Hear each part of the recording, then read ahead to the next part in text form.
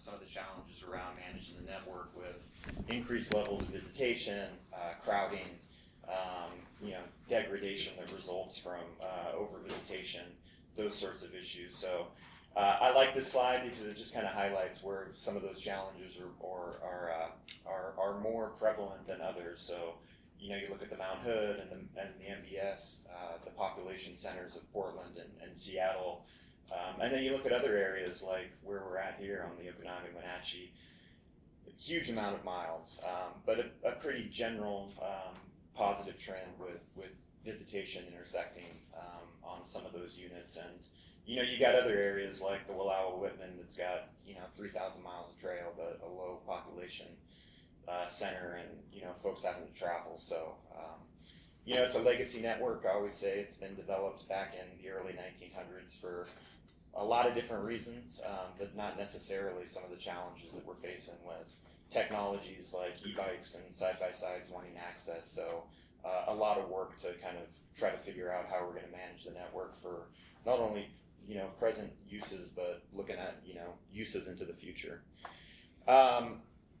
Related to that is, you probably heard the Forest talk about designed uses and managed uses and trail classes. We've got a pretty complex rubric around how we manage trails, but this is kind of the distribution of how the network has been designed and for what user groups we've set our specifications for management on. And so, no surprise, most of the mileage has been designed for pack and saddle. It's part of that legacy network, but you look at the distribution of visitation by activity type, and again, it's a little bit out of alignment based on where we're seeing people want to visit and what activities they want to do. So, it's constantly thinking through things like travel management planning and how do we accommodate some of these new uses? How do we modify the existing network to kind of right-side it for kind of the use and distribution of visitation that we're seeing right now. You all represent a broad cross-section of partnerships and relationships that the Forest Service holds dear around how we steward the network. This is a really interesting distribution of who's getting the work done. And if you were to look at this kind of pie chart 7-10 years ago, the Forest Service accomplishments every year have been going down. So we're relying more on partners and volunteers to steward the network. And honestly, in the state of Washington, it is probably the most effective model of how partners are working at scale. You've got organizations like Evergreen, I see in the room, and PCTA, Backcountry Horsemen of Washington, WTA, large organizations that contribute significantly to the amount of work that we do, and that gap is getting bigger and bigger every year. So less reliance on the traditional model of Forest Service, force account trail crews doing the work on the ground, and more of a reliance on partners to come in and use your skills and expertise to steward the network. I'm going to turn it over to Michael to kind of dig into kind of some of the details around the workforce. Thanks, Zach. Before I jump in, just want to highlight something that hopefully is self-evident, but Zach and I are talking about the same issues. Our perspectives overlap, but we're coming at it from different angles. So I work for a nonprofit in an advocacy role. Zach's a public servant, so just please know that anything I say is not coming from Zach, it's coming from me. So because I'm going to make a little bit of a political pitch.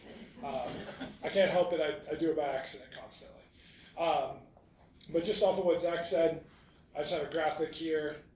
That's kind of help us picture the size of the Forest Service system. It's about the same area as if you took all of Washington, all of Oregon, all of Idaho, and the top third of California. That's how much land the Forest Service manages. And if you look at how many staff they have to take care of recreation, heritage, wilderness, which is kind of how they bundle and think about where most of the issues that your groups probably interact with, the wilderness rangers, the trail managers, the people doing cultural surveys that help us make sure that our recreation isn't harming important resources to tribes and others. Those numbers of positions have been dropping continuously, and I got some more slides I think that will talk us through that, but I just want to kind of show that we're at about 29% fewer staff as of the data that I'm going to present in the last decade, and the Forest Service in the last 3 decades or so dropped about 8,000 positions in non-fire roles. So the folks that are doing the work have been under increasing pressures to try to take care of the resource, to work with partners, with fewer people in desks, with fewer people managing the same amount of land with increasing visitation. When we put this presentation in for this conference, it was partly because I was talking with folks at the Washington office, so people in DC, who did a national workforce analysis, and they were kind of looking at what is the current snapshot of workforce in trails. So to back out, if you were thinking about that previous slide with all of those states' worth of land, obviously it's spread across the whole country. But if you look at it, the Forest Service, their total budget, including fire, is about $8 billion per year. For every acre, they have very few staff. And if you think about it in terms of like how much money you would have per acre, I like to think about it as it's about $42 per acre. So you imagine if you were trying to take care of your lawn at home, but it burned down occasionally. It was way back in the backcountry and hard to get to. You had to use mules to get there. You think about how much it would cost to take care of an acre of grass in a year. It's a lot more complicated than that, but you would only get $42 if you were managing your lawn in this particular fashion. But to back up and look about trails specifically, a friend of mine, Andy Welsh, who's the assistant National Trails Manager, did a big analysis, asked all the national forests to share about their workforce. I'm going to share some of the things that he found. So anytime you see a slide that's got those curved corners, it's because I just took it from Andy. And I talked to him about it, but just know that that's kind of what we're going on. But what they found, and the numbers are up there, is that there are 778 filled full-time equivalent employees that working in trails, and they have 410 vacant positions. So the analysis was looking at if you took everybody who's working and you thought of them as full-time equivalents. So that's kind of what that graphic is saying down there. Like maybe you have somebody who's only 5% of their time is trails, because they're spending all their time on special use permits, or they have just other responsibilities. And if you add those folks up, that counts as one FTE. So when I say 778, I'm not saying you can quibble with my numbers, but that's how the analysis works. There's also, I want to be real, there's a margin for error, which is that potentially not every ranger district in the whole country responded or had the correct, complete data when they did the survey. So this is an attempt to look at a snapshot. And what Andy found is kind of summarized by this map, which when I saw it made a big impact on the National Trails community.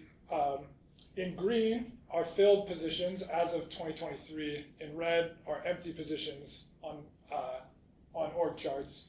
So the analysis that the National Office did found that they were operating about 66% of trail positions across the whole country in 2023. And we're going to get into the Forest Service is in what I would describe as a crisis, a really challenging budget position in which, due to some political dynamics, which I'll explain in 1 second once we're through this, if folks want, they're in the hole by about $750 million, and have recently announced a large series of actions, including the decision not to hire almost all seasonal temporary staff this summer.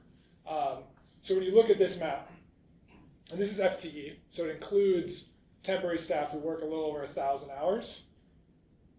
These numbers are going to be a lot lower this year. This is a snapshot in time.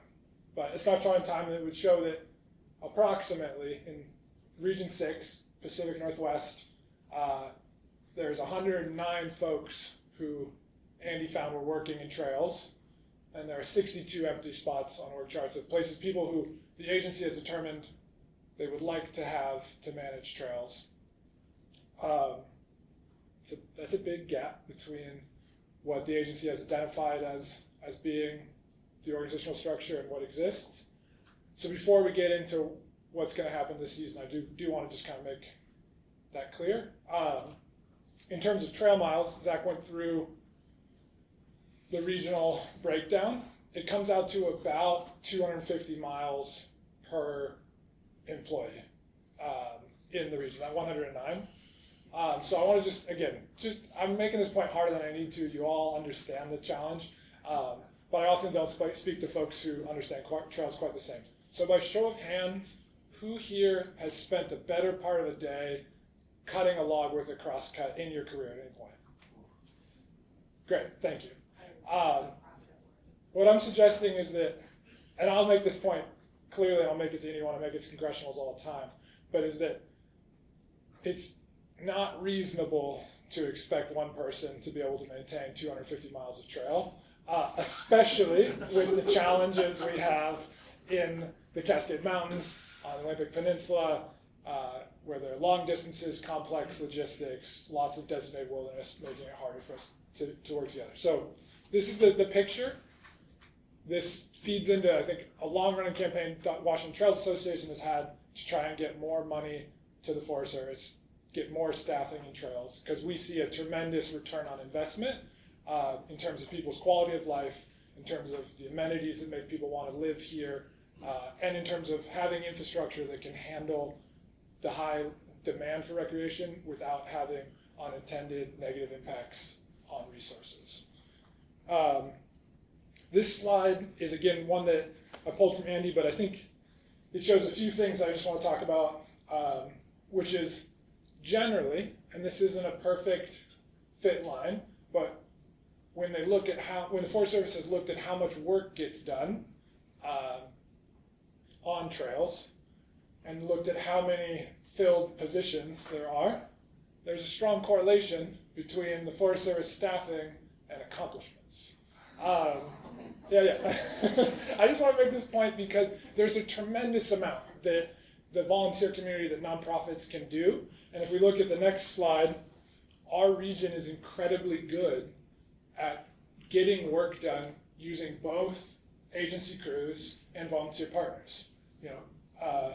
If you look over, Region 6, in the top 3, and as Zach already hit, there was thousands of miles of metrics of trails being maintained by partners. There's a ton that volunteers can do, but they can't do everything. And I also want to note that this data is imperfect, right? It's giving us a model to be able to understand complex dynamics on the ground that fluctuate from year to year. There are obvious problems with the data, which is Pacific Southwest region definitely is underreporting their accomplishments. They've done more than that, but it's clear to all of us, that's Pacific Southwest California, correct? Yep. Whole state of California, their data suggests that we're crushing them, which is possible, but unlikely. So I think we only know as good as the agency is able to collect data. All of us in this room have a role to play in reporting our data accurately to help make the case. It's been suggested to me by the Washington office that California historically had some really good congressional folks who directed funding there, whether the data said that they were getting it done or not. So maybe they just knew that the money would flow there because Nancy Pelosi's from there. Whether they could show the accomplishments or not, and it instills a culture of how much time you're going to spend inputting things into a database. So all of our numbers are imperfect, but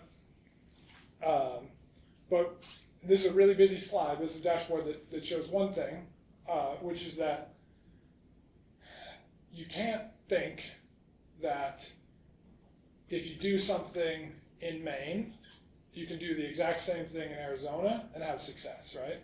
So we know that like Washington Trails Association, where I work for, has deep relationships that allow us to succeed, and often it's like our connection to land managers that makes us be able to plan projects, that makes us be able to pivot. So what this slide is showing, and it's again convoluted, but it's how many full-time equivalent employees reported that their job is managing volunteers to accomplishments, and it's not a very good fit.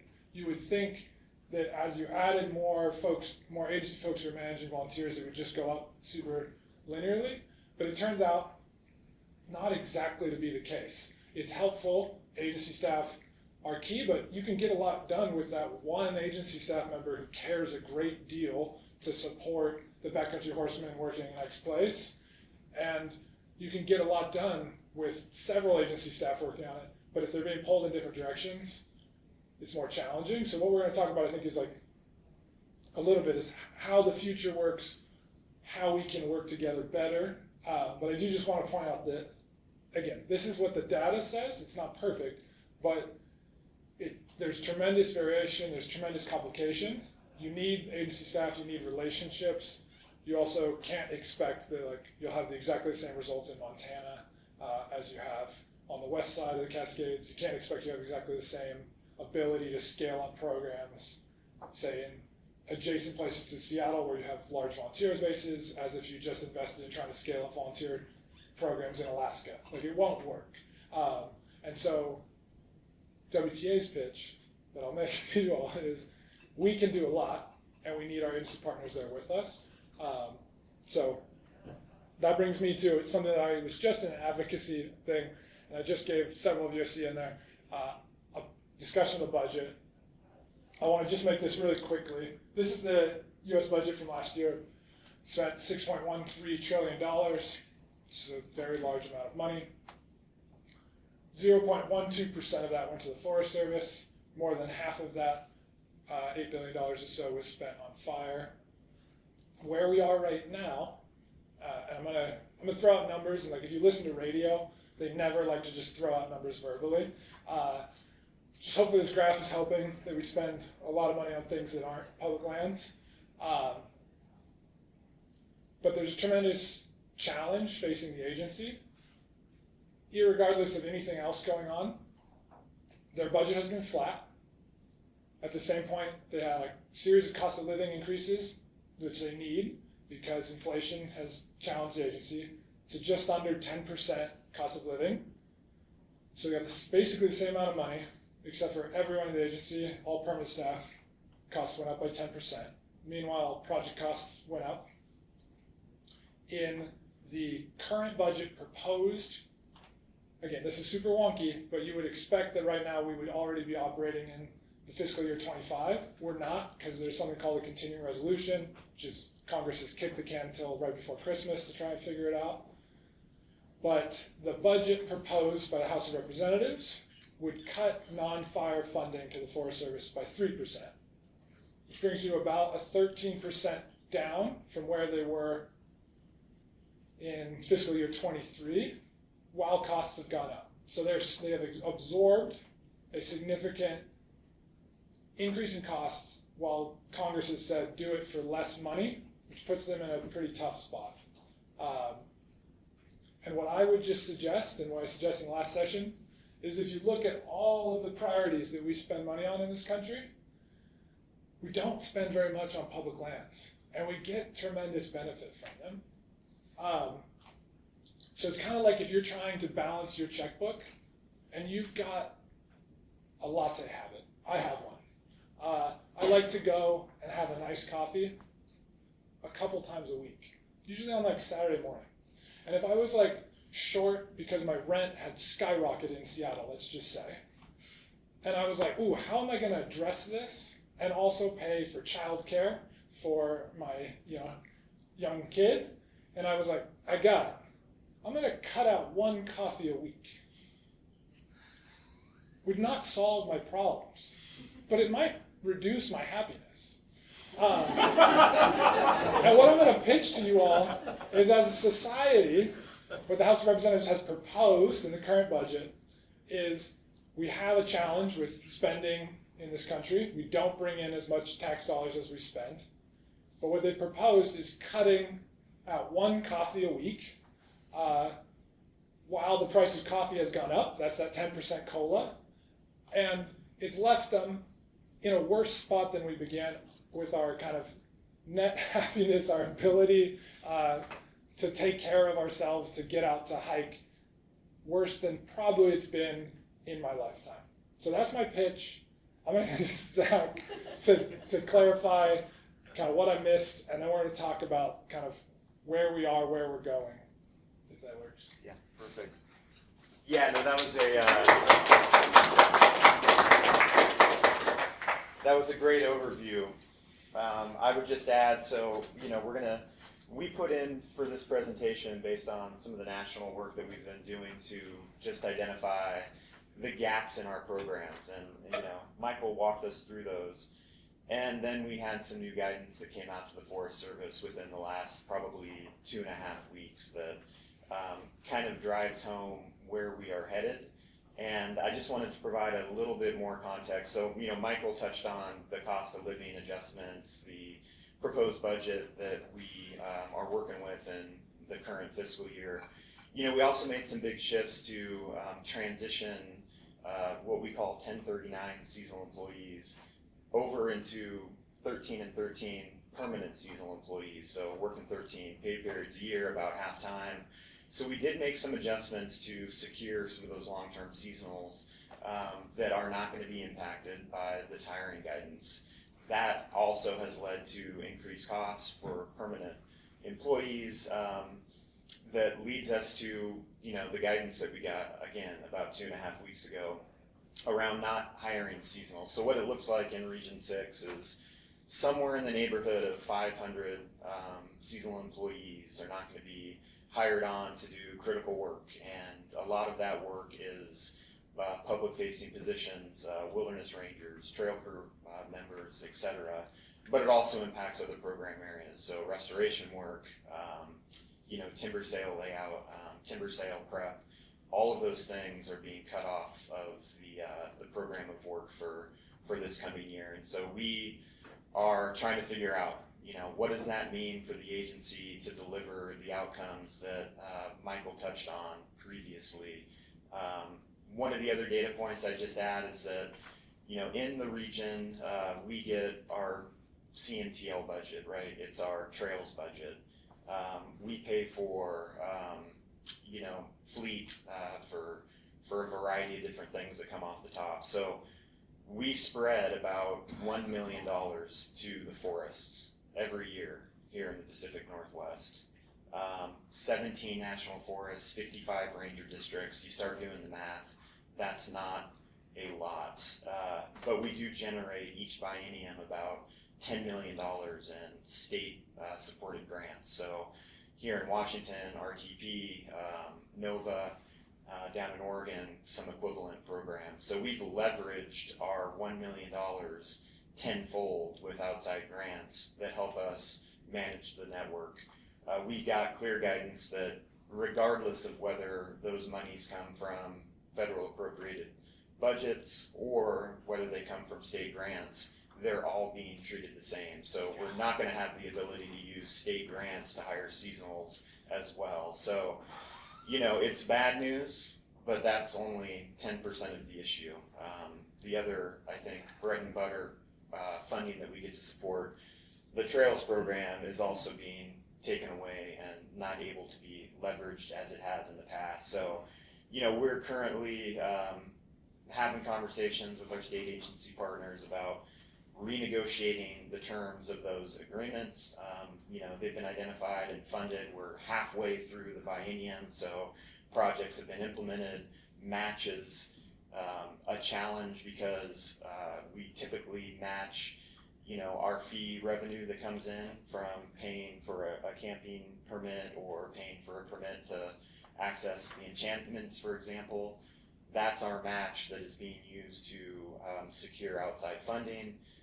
Some of those dollars are being leveraged now to pay for permanent employees to take care of that gap. So it does put us in a compromised situation, to say the least, and we're trying to sort out how do we navigate, the new guidance that has been handed down, and still deliver, the important work that needs to happen on National Forest System lands throughout the regions. We're 2.5 weeks into it, but those conversations are ongoing, and I just wanted to just stress the importance, again, from some of the data that was presented, how much we do appreciate and rely on our partnerships that we've got in this region. I mean, it's already over 50% of the work is being accomplished by many folks that are in the room today, and we're going to have to figure out how to lean on you a little bit more, not only this fiscal year, but the realities of where we're at.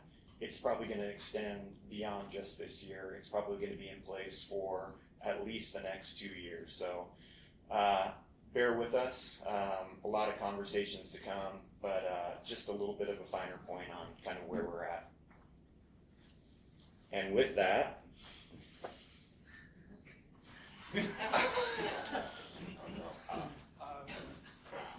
great, let's just try, when we'll call on people, let's try just using our outside voices so people can hear, so we won't have to do quite as much walking.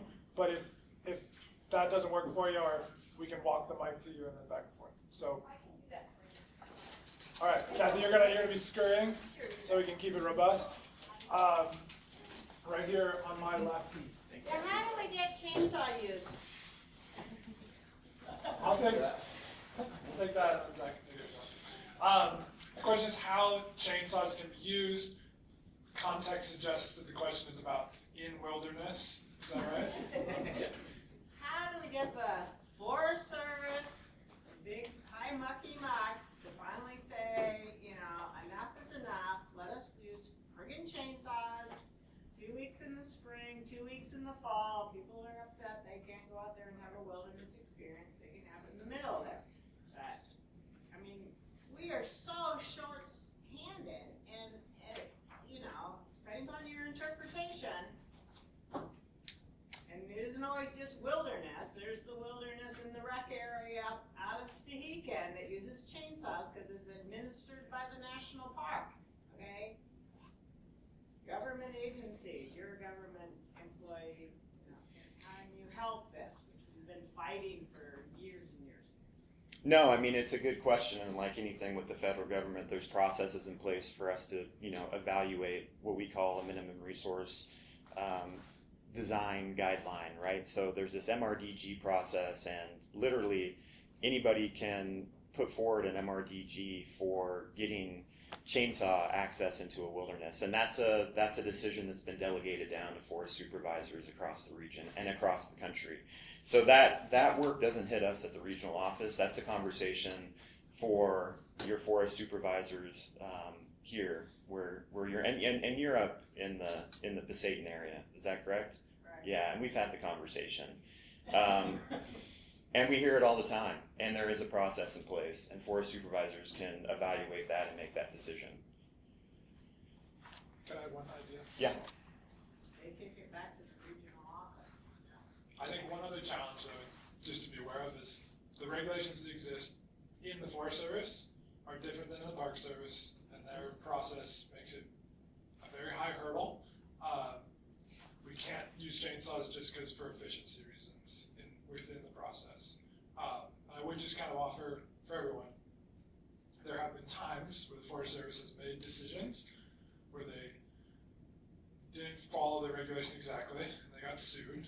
For instance, in the Sierras, there was a case where they were sued over outfit and guide processes, where they proved something in a way that an outside group thought was too expedient, and they lost in court, and in the litigation they spent way more money than was at stake. So unfortunately, I'll say unfortunately, there's not an efficient way to just flip a switch.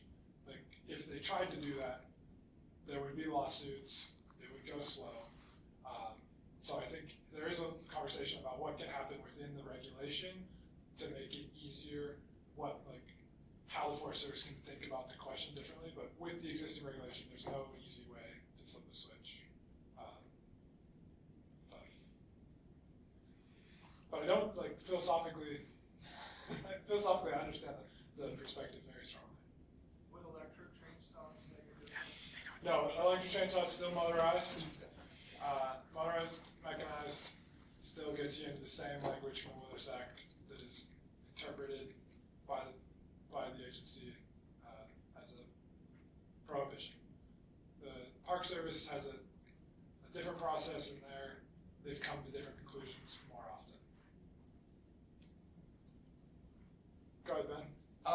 I guess I'm just curious at what point, seeing things kind of decline over a long period of time, at what point does it make sense to start advocating to pull certain areas of land, say, into a different agency or into a different department to say, like, the Forest Service has failed?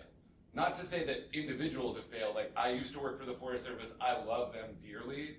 But, like, as a federal agency, as a recreator, they're dropping the ball. So at what point do we as members of the public say, like, this should be DNR, this should be national park, this should be, move certain sections into an area that may have more funding? Personally, I would say that there's no reason that the Interior Environment-related agency's budget for the Forest Service can't change. It's easier, especially in this state, where the head appropriator in the Senate is your Senator Pat Murray's constituents. It is easier to envision a scenario in which they were just funded differently or more money was available than a massive reorganization, though it is certainly the case that the federal government has undergone massive reorganizations. We created the Department of Homeland Security in 2001. Often those have not had exactly the desired outcomes. So to the degree, Ben, that you're asking, is it time? I'd say no. But I think we've seen really big challenges at the Bureau of Land Management. The Forest Service is in a tough moment. I think there are certainly innovative ideas, but I'd say now is not the time. It's much easier just to put some more tax revenue into a budget or reallocate some dollars from I also talked to congressionals about the weapons procurement process in this country is incredibly out of whack. It costs us so much to buy an expensive thing, and there is, even if we had the exact same number of missiles, we waste a ton of money as a country in how we buy those. So there's money to be given to the Forest Service. And it's not even that much. That's my soapbox. But your question is, well, over here. I have two questions now, okay? Yeah. One's abstract and one's concrete, so maybe it'll make it more interesting. So you're kind of between a rock and a hard place, and I'm sure you've already discussed this. Because if you successfully manage things through the next 2 years, then they're gonna come back and say, well, hey, you did okay with this budget. So I'd be interested in discussion you're having about that. And then, and as part of that, the question of pivoting and developing new models, and Forest Service has changed, and is there any light in that area? People talking at a higher level of what would Forest Service be like if we did so? That's my abstract question. Thank you. Yeah, no, that's a great question, and I think that we've got some clear leader's intent all the way from our chief back in the Washington office, and there's not an expectation to do more with less. There's an acknowledgement to do less with less, and I think rec and trails have been hyper effective with using baling wire and duct tape to hold the program together for decades. This feels different, and the messaging that we're getting from the highest up folks in our agency is we're going to have to do less, and we're getting less. And so what that looks like on the ground is going to be different than how it's looked, previously. So we've got a huge developed recreation program, tons of campgrounds, and assets that we may need to close. Trails, it's a little bit different. We don't close trails, but the level of maintenance that people have come to expect in the past, it's going to be impacted, and the public is going to feel that. And there's an acknowledgement from leadership that that's going to be the case. And that feels different than where we've been in the past. So we appreciate that as the worker bees who are tasked with getting the work done on the ground, that we aren't going to be doing what we've done in the past because our resources are going down. Now, how do we pivot out of that, right? The abstract part of the question, and what does the model look like going forward? Not sure, but those conversations at the national level, you probably heard that the Forest Service is getting to roll out a national recreation strategy called Reimagine Recreation. And so, you never let a good crisis go to waste. And that's kind of where we're at. Like, now we are living, what does it look like to reimagine recreation given the situation that we're in right now? And so those conversations from the highest levels down are starting to happen. But, we see a light at the end of the tunnel. So this may impact us for the next year, for the next 2 years, but I don't think it's going to be just standard operating procedures moving forward into the future. It's going to be a storm that we have to weather, and hopefully we come out the other side stronger, and things are going to look different, and services are going to be impacted. Okay, my second question is a quick one. From the winter rec perspective, is this gonna change E&E this winter? Yes, absolutely. Absolutely. So, our winter recreation program is essentially operated on outside funding sources, state grants. And there is an exception process in place for folks to identify, can we have an exception to the rule, right? Which is not hire seasonal employees. And so we are going through that process. We're having those conversations. There are certain key positions from kind of a health and safety related standpoint that we know we have to continue to support. So the Northwest Avalanche Center is a good example, right? Seasonal employees run the NWAC. They've been granted an exception in Region 6 to continue to hire those seasonal employees. All right, small victory, right? But an important pivot point for the agency to understand that there are certain things that we have to continue to fund because it allows the public to safely recreate on their public lands. The other things that we're exploring is that there are certain, skills and certifications that take a long time for employees to acquire that we've invested significant time and energy in. So winter recreation is a great one, right? We've got people that are certified to run specialized equipment, to snowplow, to get access. Those conversations are happening. Where are those critical positions needed? How do we go through an exception process to potentially retain those employees that we've invested a significant amount of time and resources in developing those skills? I'm hopeful, but we're planning for the worst and expecting some contingencies through those exceptions to play out, but we're not banking on it. If we get some of those small victories, great, but I think it's going to be a challenge even to work through that limited exception process. I'm gonna maybe just add to that before we move on. I don't want folks in this room to think like we're not doing anything. So Washington Trails Association, joined by 28 other orgs, the Mountaineers, PCTA, PNTA, folks in this room, already sent a letter to the chief asking for greater latitude for regional foresters to make those sort of exceptions to retain highly skilled workers so we don't have a huge pipeline problem, to make sure that folks like positions that were funded by grants where there are no appropriated dollars being saved by these cuts could still be hired. At this moment, we don't have any inclination that the Washington office is going to change gears, but we are talking with our elected folks, anyone who wants to. This is going to be a really good opportunity to highlight the underlying problems and talk with congressionals. So if you're not already on WTA's Trail Action Network, I can give you my card, we can help sign up. We're going to be working on this issue, but there's no quick fix, and this did kind of come out, and we're still in a reactive mode. As you can tell from our presentation, it was set up to talk about a structural issue, and now we've layered a little bit of a budget crisis on top of that. But please don't walk out of here thinking like we're powerless, there's nothing can be done. long-term, there's a lot that can be done. And short-term, we're working on the levers that we can pull. I saw there was a hand over here before. Go back to. Yeah, I'm curious, in the vein of not letting a good crisis go to waste, does this add any strategy for your work on reauthorizing the Legacy Restoration Fund or promoting, passage of the Explore Act? Definitely, yes. The Explore Act has a bunch of unfunded mandates in it. It's things that the agency will need to do.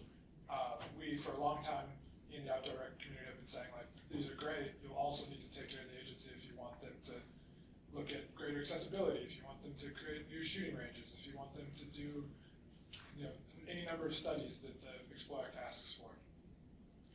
In terms of the Legacy Restoration Fund, it creates certain challenges because some folks in Congress will say, like, why should we give more money to an agency that is having these problems? But I think it does clarify that the existing funding model is not working. We are not currently, on an annual basis, appropriating enough money to meet the agency's needs. And so we are talking with elected folks about this problem in concert, in tandem, with conversations about tackling the deferred maintenance backlog moving forward. And I would love to talk more about that if you want to. I saw Aaron's hand in the back who was up for a little while ago. I'm going to come back to you. Yeah, so I don't know much about the landscape of fire staff in the Forest Service, but I'm just curious, is there a budget, how do you anticipate the fire staff to change in the coming years? Is there any anticipation that will decline or will throw as much money at it as needed? What's that projection? Let me take that real quickly and then hand it to Zach for what it means. So this current freeze on temporary hiring does not apply to fire positions. It's a little more complicated than that though, because say you're a trail crew member, you might go to fire camp to support, or you might also be cross-trained and help in various ways. So I think the agency is trying to figure out the answers to those questions. But at the most high level, there will still be, no one need worry, like there will be seasonal firefighters hired by the Forest Service to protect communities, to continue tackling the wildfire crisis here in Eastern Washington and across the country.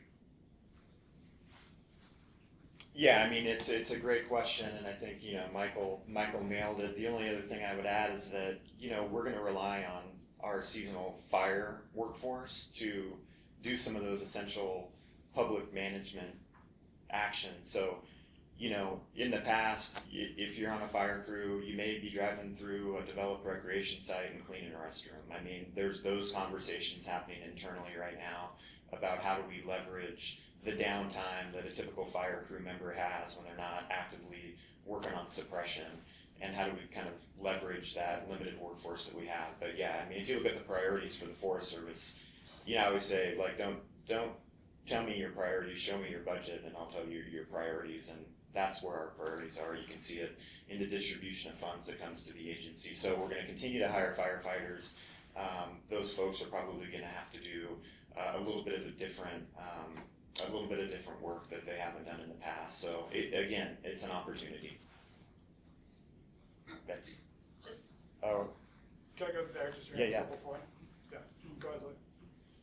How will this budget crisis impact the timber harvest on Forest Service lands? Honestly, all program areas are going to be impacted. So not hiring seasonal employees that work for our timber programs, they're going to be significantly impacted. So you're probably going to see our annual sale quantity of timber go down as well. So every program is going to be impacted, not just recreation.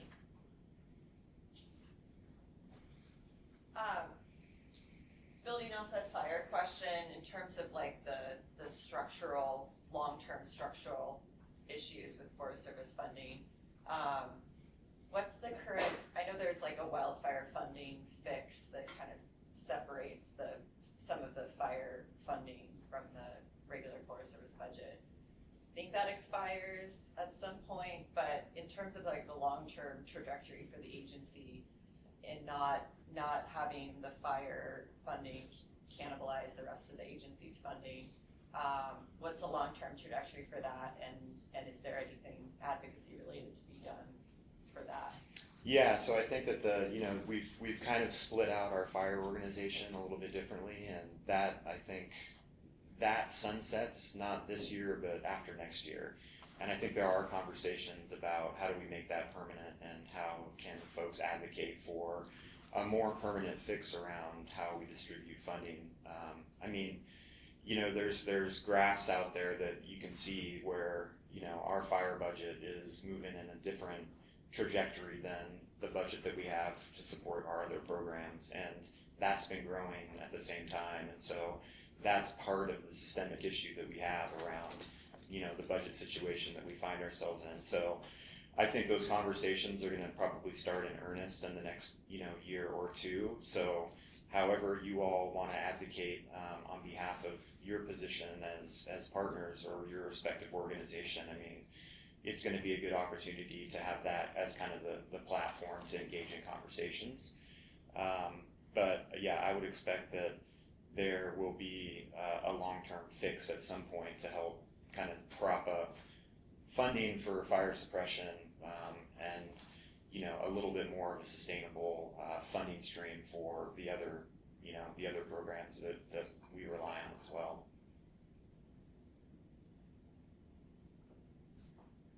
I'm just kind of curious what the regional discussion is like. So obviously this letter's been sent to the office of the chief saying like, can we have these exemptions to hire 1039s on these state funded grants? Like, say that doesn't happen, like what's the regional discussion to then not leave all that RCO money on the table? Like, where is that just gonna go back to the Recreation Conservation Office? Is it gonna be a district by district decision or like grant by grant? Like, is there any sort of regional plan for that? Because I mean, we're in most ranger districts are in the middle of submitting applications for their 26, 27 trail crews. And if they can't hire their crews, then like, are those grants just not awarded? Like, yeah.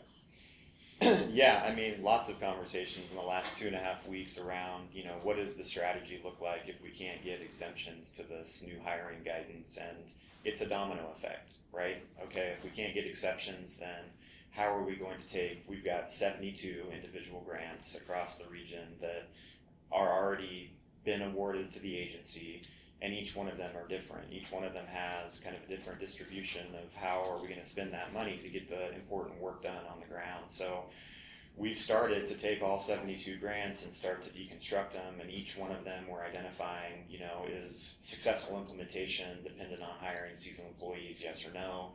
If the answer is yes, then what does that renegotiation look like with the state?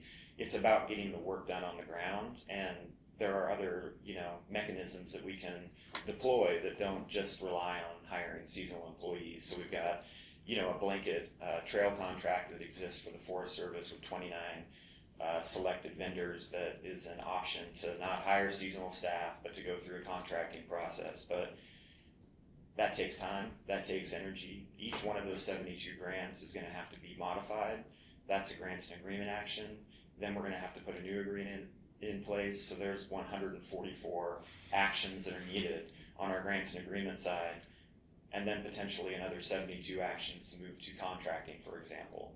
So now you're up to about 200 actions that we need to take to address the problem, to get the work done on the ground. Doesn't seem too efficient to me, but that's where we find ourselves. So that's the process that we're engaging in right now, if we're not successful with getting exemptions. So our programs of work are going to look a little bit different on the administrative side of fixing this problem as well. Just to follow up on that, Yeah. What's the window between like making those decisions, figuring out if you're going to be able to get the exception, change the agreement, and you need to hire for that seasonal? Is there a situation where you don't figure it out in time and you miss the hiring window anyway? Yes. Yes, that is a fear of ours. So I mean, we've got a seat at the table to have a conversation with regional leadership on Halloween, on October 31st. We've got a briefing, so we're getting all of this, important information, and the window is starting to get closed, every day that we wait. the like Nova grant window, RTP grant window for, our RCO closes on October 31st as well. And so, all of our district staff, our forest staff are starting to think creatively about this issue. While it may only last for this fiscal year and next fiscal year, again, there's a domino effect that happens if we don't, have the ability to apply for grants and rely on seasonals. It's going to impact the agency out through fiscal year 28. So there's making the case and trying to figure out how do we thread that needle with a timeline that's going to impact us, not just this year and next year, but out 4 years from now. So we've got some work to do. I want to share just one advocacy thought, just planting a seed. $6.13 trillion. There are billions of dollars in the federal budget that go to specific things because 1 or 5 congressionals care about that thing. You don't need 250 plus members of Congress to understand this is a crisis, to fix this crisis. You need a few champions on the right committees to fight for you. So I want to just make the pitch that we have the potential with the existing folks we have in the state of Washington to have an impact. Senator Murray's head of appropriations. Newhouse, whose district maybe we're not in, we might have to cross the river, I'd have to check. I got other side of the river. Newhouse is on appropriations.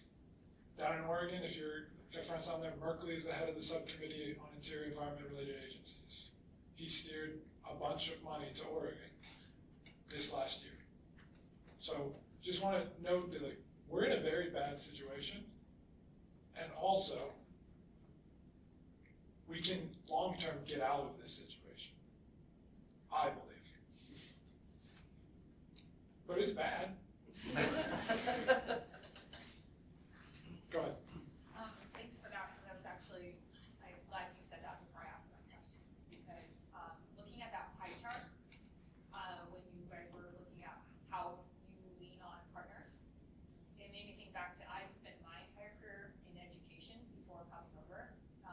And so we do nothing with nothing sometimes, but when it comes down to the kids, we do everything, right, with nothing. And so thinking about that, and again, I'm a local nonprofit here in Chelan, Douglas County, but we went to our partners here and we said, hey, do you like having smoke in the air for 17 days of the year when you can't go outside? And everyone was like, no. And so we got Medicaid funding to come through our ACH to help us with recreation projects. And also, that's our doctors were prescribing go outside.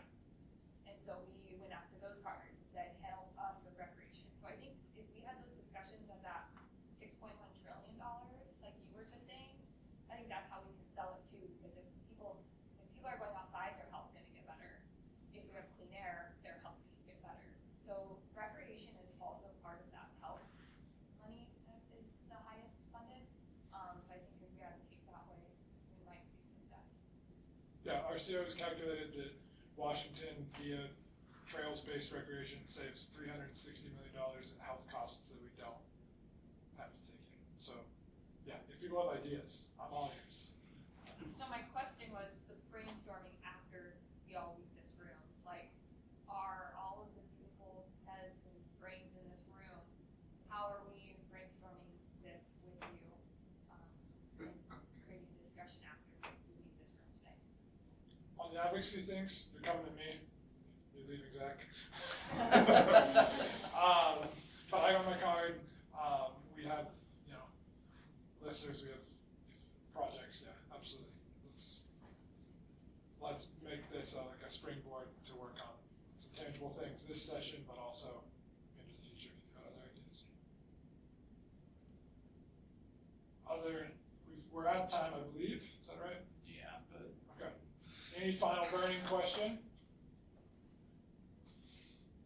Great. Well, Zach's going to be around. He's giving an e-bike thing. You can talk to him. I'm going to be around for a little bit. Come see you up front. Thank you all for coming. Thank you.